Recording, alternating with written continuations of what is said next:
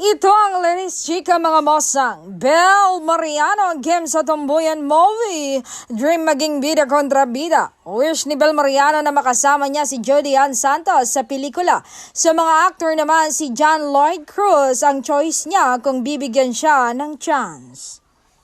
Pero bida kontra bida talaga ang dream project ng Gen Z Superstar. Feeling ko lahat ng mga makakasama ko may matututunan naman ako. Sabi niya kahapon sa Star Magic Spotlight Press Con. Actually, lahat naman po Parang feeling ko kasi bawat makasama ko, feeling ko matututo ako sa kanila. Sabi pa kahapon ng dalaga, actors John Lloyd, opo. So anong message mo kay John Lloyd?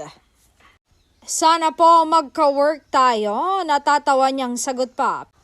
Pero willing ba siya to do yung mga GL project? Tanong namin kay Bel. Kung maganda pa yung story, why not po? Feeling ko ako po ang focus ko talaga if it sends out a good message sa mga manonood. Kung maganda po yung mensahe, kung mga makakapag-inspire po. And those are the factors that I consider.